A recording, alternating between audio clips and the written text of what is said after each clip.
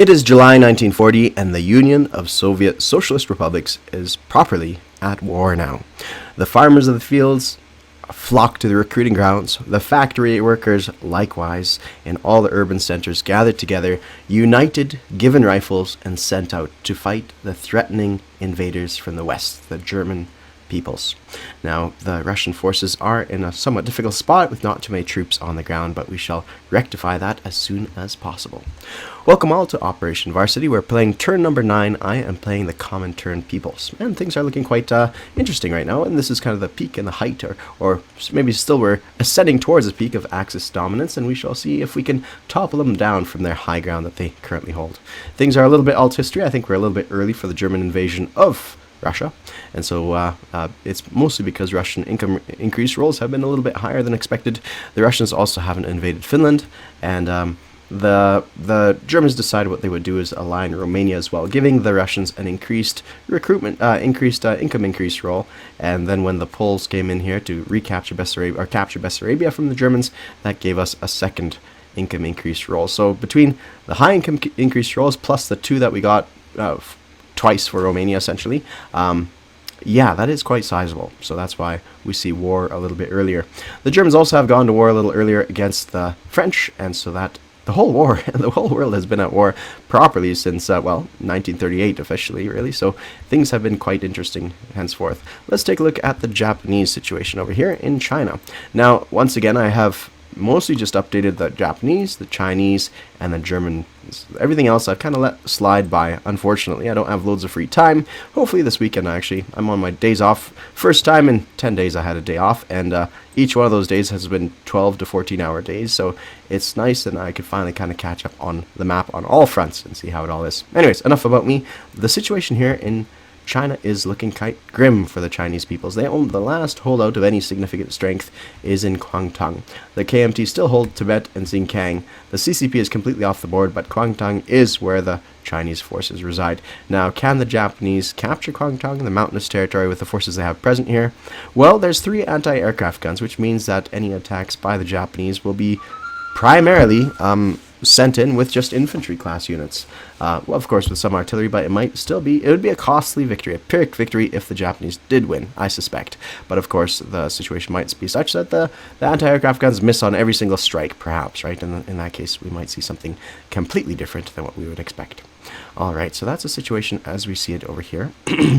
Let's take a cruise at some other things that we see. Now, again, I haven't done much with the FEC. I haven't done much with anybody else. So the situation is such that the Germans and Italians have ceased to kind of give the nationalists any support here. And so the Republicans have gained some ground, and perhaps they might attack within a few turns. Perhaps not just yet. We see that this force here, this Commonwealth force, should not exist. The Italians have embattled them, and a lot of these forces are now off the map. The Italians moved through the Straits of Gibraltar, then declared war, which locked down the Gibraltar Straits, and then fought. So it's one of those interesting things that you can go and just as you cross that line, but just before you engage that fleet, you're now at war. So it's one of those fun little things, the features of the declarations of war structure. Likewise, this Commonwealth fleet doesn't exist either. They are, as I understand it, at the bottom of the English Channel here in A22. Likewise, the German fleet was also largely demolished, with only this coastal defense ship and a transport and a couple of submarines here, there, everywhere existing. But that's about it. So what the situation actually is, I don't know, honestly. Eventually I'll update my turn, but right now things are a little bit dark. And you know what? The Soviets didn't have great intelligence information services abroad, so we're just mostly concerned what's on our borders specifically and what affects our peoples. Let's do things a little bit more properly now. Actually, I should make 2 corrections. So we aligned Mongolia last turn, which is quite lovely. I thought we might align Spain, but no, we aligned Mongolia, so these units are now ours, which is quite good. We didn't align Republican Spain, so that's also good. So the numbers that we have is at 48, and the veteran didn't see something properly, and he didn't see this Soviet infantry sitting here in Western Ukraine, and so when he walked into Western Ukraine, they were quickly chivied back to Bessarabia as and a great and glorious first victory for the Soviet peoples as they chased the German forces back out of town. So that was quite excellent. Let's do things a little bit more properly this time, and I know the veteran is losing his hair from how much he's pulling by me doing things out of order. So let's do things a little bit more out of order. One more correction is that we upgraded the Stalingrad factory on turn something like 7. So that means on turn 8 we could have been rolling an extra dice, and so we are going to retrospectively roll a dice for strategic rockets. So the number we need to hit is a solid 9 or better. So it's going to be slim odds, and we rolled a 1, the complete opposite. All right, so there's that at least. And now we roll. Let's copy this here. Clone. So we're playing with that. I think I say it every time. So yeah, we're playing with a little idea house rule that every time we miss, we get a +1 on our subsequent dice rolls. So let's see what the results are now. So I can tell you that only one of them succeeded, the gray one, and the gray one is our advanced artillery. So we move this one up, and I'm going to move this one down here for improved factories. That one missed, that was a 4, and our green one now gets a value of 2. And also, this one gets a value of 2 as well. So it's progressing.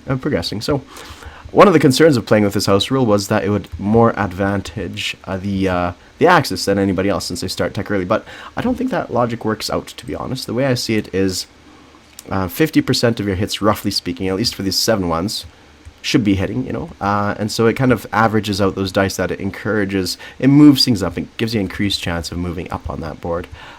It shouldn't be too much of an issue. It'd be essentially, yeah. Anyways, you get what I'm trying to say. All right, so let's get on to the proper production phase of what we're going to do. The CCP can't do anything, so we move straight to these guys here. We have 95 IPP, and with that, we are going to be buying. We're going to be buying. I'm going to make a quick change here. I'm going to get rid of this 2 Soviet militia and 1 KMT infantry. And I had a thought while I was looking here. I'm going to send them an anti-aircraft gun. I just think that's the most bang for the buck. So I'm going to get them an anti-aircraft gun. I don't want to have to do it, but I'm going to do it. I'm going to help them out a little bit. So that's what we're doing this turn. So we are buying something like 22 infantry types. 1 of them being a Republican infantry, 2 of them being airborne. We have 23 factory slots, so that should work out quite nicely. This is a total of 23 factory slots. And then over here we have 47 militia. That's what we're purchasing for these guys. So let's get started with our combat moves. So seeing as we're at war, we should probably do a little bit of combat moves. I think what we're going to do is send these 2 Soviet subs to A13 to convoy raid up there. And from A7 to A5, we're going to do some convoy raiding as well. So that will be a set of 4 convoy raids. Let's see what that... Oh, actually, you know what? What other combat moves are going to make? Nothing here, actually. Nothing here. I think that's it. We'd only be able to hit Galicia Leon 4, 5, 6, 7, 8. Wait, 4, 8, 9, 10, 11, 12, 13, 14. They had 14 pips, and we'd have 1, 2, 3, 4. We'd have 10 pips against their 14. So we don't have the odds right now to help us in that fight. So we are not going to attack anywhere else except those 2 territories. So let's roll for the first submarine. Alright, so this is the one in the North Sea. 1 Soviet submarine. A 6 and a 5. So I should state that for the record. For me, red is fire, aggressive, danger, damage, and 5 for the defenders. So that will be 2 hits. Or sorry, 1 hit. 1 hit for the North Sea line so far. Yep, by my math that works out. Let's roll for the second roll. Good defensive roll so far for the Axis. Let's see what the results are. And again, another great defensive roll. So that's it for that one. They only take one hit out of a possible 2 on the North Sea line. Now we do in the Baltic Sea for the first submarine. 5 versus his 4 and 6, 7. So we max that out without even trying too hard. 1, 2, 3. So 3 there and 1 there. So a total of 4 damage. You know what? Just in case I did mess up one way or another, let's roll this one. I kind of like this. Is something that Captain G does in his videos as well. He overshoots a little bit just in case he made a mistake. And there we have it. There we have it. So maximum damage on that line. All right. We go on to the non-combat movement phase. Let's start with the Republicans because I think that's the simplest. We're going to move this Republican infantry to Basque Country. We are... Yeah, I think that's sufficient. Now let's take a look on the far east, because again, that's easy enough. We're going to move all 3 of these this direction. And this cavalry is going to go 2 spaces to here.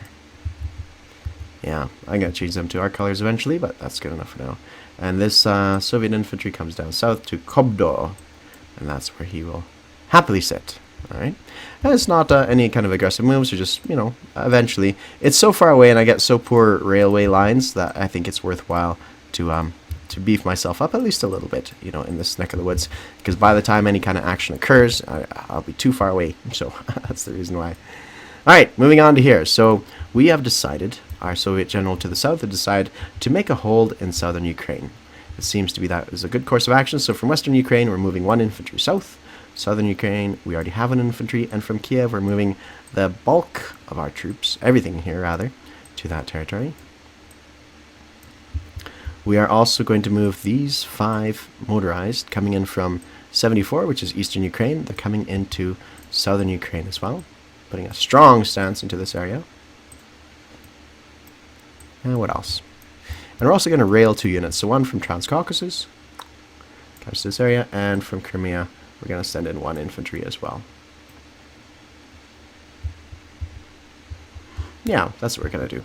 Come into this area as well. So we have a total of 5, 6, 7, 8, 9 infantry and 5 motorized. So 11 dudes right there. Okay. We are going to move the 74th to Orel-Kursk. And we are going to move these 3 infantry to Smolensk from southern Belarus. And we're going to use this Soviet air transport to drop off an infantry in Smolensk and land in Leningrad. And from Kola, we're going to move 1 infantry south to Karelia. We don't have that many units on the map, so that about does everything that we need to do right now. Yeah, that about does it. So, yeah, that about does it. Moving on. Moving on. Yeah, I think that's it. I think we move on to the place unit phase. I can't think of what else I need to do over here. Alright, so place unit phase. Let's start off with the factories right here. So from Novosibirsk, we're going to send an anti-aircraft gun via this major port. It's going to come south and land in Comintern. That gives them a total of 12 dice against whatever the Japanese can throw against them. So yeah, hopefully it does some damage. We are going to send our Republican infantry, and he is going to come in south to western Andalusia, right here.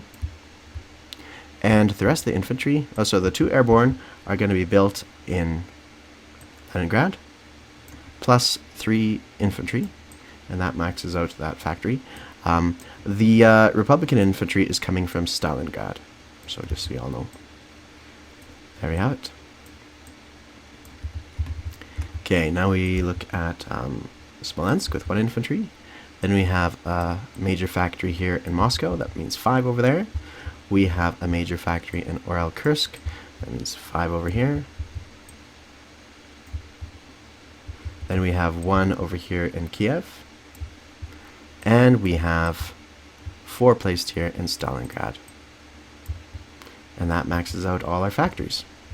Now we go on to the militia. So we have 47 militia.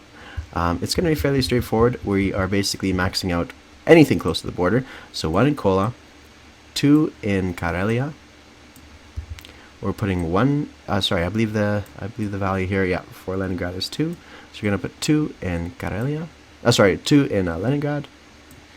We're gonna put 1 in Western Russia, 1 in Northern Belarus. We're gonna put 1 in Smolensk, 1 in, well, let's say 2 over here in Orel-Kursk, 1 in Kaluga Oblast. We're going to put 1 over here in northern Russia. We're going to put 4 here in Moscow. 1 in Yaroslav. 1 in Gorky. We have 1 in Saratov. 1 in Tula-Lipetsk. And 1 in eastern Ukraine. Yeah, 1 in eastern Ukraine. 3 in Kiev. 2, 3. 3 in Kiev. 1 down south here in southern Belarus, southern Ukraine. We're gonna put 1 in Turida. 1 in Crimea. We got one in Donetsk, Kuban, I believe. Yeah, Donetsk, Kuban. One in Stalingrad. One, let's say, okay, 3 in Saratov. We had one there before, but now we have 3. We have one in Kalmytskaya. And we have, I believe it is 3 down south in North Caucasus. And we have a grand old, let's say 5. We're going to go into Transcaucasus. Alright, and we're getting down to the dregs of everything. Now, as I understand it, and I'm not saying I do, but as I understand it, so, here, hold on, I'm going to just put this off to the side as I talk, right here. As I understand it, these cavalry, and even if moving into a walk-on territory, is still considered a combat move. So, these cavalry sitting at 91 cannot move through this one to Kiev. Currently, nothing can hit Kiev, by my calculations. Nothing has blitz capability. Nothing has blitz capability. Everything else that has blitz capability is in Warsaw or up here in Lubelsky. So I don't think anything can move through Western Ukraine to Kiev. Now, some might misinterpret or interpret correctly the rules and say no, because there's no conflict, it's not a blitz, you just walk through. That's not the way I read the rules. I'm just double checking. So all this to say is, if I'm misunderstanding the rules and you can move through Western Ukraine if there's no units in there and attack Kiev with these cavalry, then I'm going to put one militia down here in Western Ukraine. But if you can't, which is the way I read the rules, then I'm not going to bother putting anything there because nothing could hit Kiev or Eastern Ukraine anyways. So that's my thinking behind that. I could be wrong, but that is my current understanding of the rules. So likewise, same thing with southern Belarusia with his cavalry here. Yes, he could hit me with further in the further reaches of these territories, but his cavalry won't be able to participate in the attacks against Orel Kursk or Kaluga Oblast, or sorry, not Kaluga, or Smolensk or northern Belarusia. Only his medium armor, his advanced mech, and his SS Panzer Grenadiers, so 4 units can hit as far as Smolensk, by my calculations. And again, I could very well be wrong. Moving on from that with our final place units, and again, if I am wrong, then I will put some extra units down there, but right now I'm going to put some units into some of the more further reaches. So I'm going to put 2 militia over here in Primorsky Krai, just because we want a little extra over there, and then I'm going to put some units here in western Kazakhstan. I'm going to put one in Orenburg. I'm going to put one in Ural and Zoryenya. I'm going to put one as well. And that means I have one more unit I could put down. It doesn't really matter, it's roughly equidistant to where the action is anyways. But,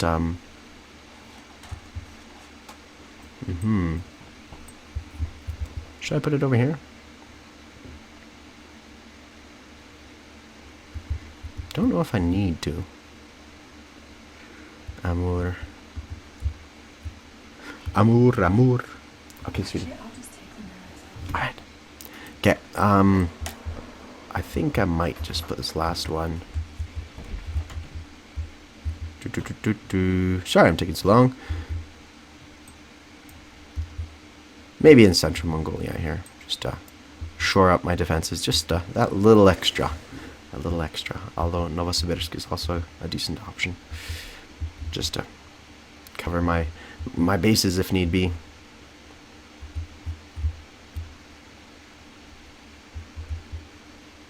Yeah, that's what we'll do. Alright, so that is the course of events right now. That's where all the units reside. That is our income spent down to 0. Now, yeah, if I misunderstood the way these two territories work and that units can move past and raid a little bit further, then this unit from central Mongolia is placed western Ukraine and western Kazakhstan perhaps, or Ural, let's say Ural. Let's say western Kazakhstan goes to southern Belarusia. I think that would work out the best. Okay, that all being done, I have a bunch of tiles here for scorching the earth. Now, railways are always a little bit confusing to me, because you scorch the border crossing, but your enemy could scorch that same border crossing as well, meaning that you'd have to build your rail there anyways again. So it's kind of a fun little feature. But anyways, if I understand it correctly, but anyways, we're scorching that one. We're going to scorch this one. We're going to scorch this one. Again, I don't know if I understand it fully, but we're going to scorch that one. And I don't think we need to scorch these 3, because we can scorch that later on, because we still hold Kiev and we still hold Eastern Ukraine. So we could scorch these ones later on down the track. sorry, we could scorch the rest of these crossings next turn if we wanted to. Right now it doesn't affect us whatsoever. But we are going to scorch this one and this one. And yeah, I think that's enough. So that means that they won't have any connections to those territories. By my calculations, that's the way I see it working. We're also going to take the liberty of this Estonia to scorch that crossing as well. And you know what? There is a tiny little sliver of one right here. I know they both lead to northern Belarusia, but just in case, you know, just for clarity, we're going to scorch that one as well, just to do double duty. And that's it. That's all we do for scorching. That's all we do for place units. We're going to collect our income, so we are at 46. Boom, boom. But we also get +5 bonus, 3 for our cities, and 1 for the route being free of enemy submarines. So 1, 2, 3. Actually, is it? No, it might not be. 1, 2. So 46, 47, 48 for Mongolia, and then 1, 2, 3. So let me just double check, because that North Sea route, because the presence of the Soviet Arctic Convoy line is free of enemy submarines. So it is not free of enemy submarines, because this is still part of it. So that is not one that we get. So we don't get $2 out of that. So I'm going to put pressure on my Commonwealth player to say, hey, protect that convoy line. Otherwise, I don't get $2 out of it. All right. I do believe that is all. I do believe that does everything we need to do. Yep. So $51. And now we just need to roll for our recruitment for the Republican forces. And I think we'll check what the math is later on. But 6, I believe we get it with 6, because we have something like 1, 2, 3, 4, 5, 6, 7, 8. So we needed an 8 or less, and we got 6. So what we're going to do is we're going to get 1 extra infantry out of the deal. And there we have it. So now, does that make us have enough forces to take out Galicia and Leon? 5, 6, 7, 7. You know what? It gets us to 13 versus their 12 kind of deal. So yeah, I think we could do some damage with that. Might not win it. We'll take a few slices out of them, but we'll do okay in that regards. And that is it for all of our placed unit for collected income. Everything is done and taken care of. Now we shall see what the veteran does to challenge our strength here in the east as he launches his operations. My thinking is he will move in, obviously. I think there's a lot of things he can do. He can put a lot of pressure into a lot of different places, but well, it'll be a fun fight at the very end of the day. Thank you all for watching, and I'm sure I missed 1 or 2 things again, but for now, signing off. Cheers. One minor adjustment I forgot to do. So I intended on leaving a couple infantry in northern Belarus. So I'm going to grab them from this territory here. So I start off with 3. So I'm going to move all 3 of my infantry from Leningrad, and they're going to come to northern Belarus. So that's what's going on there. I also had 1 militia, and so he's going to come down south as well. So we have a bunch of units sitting there. Is it enough to hold off whatever the Germans can throw at us? We'll have to see, but that is the current situation there. Sorry about that. That's one thing I forgot. Talk to y'all later. Cheers.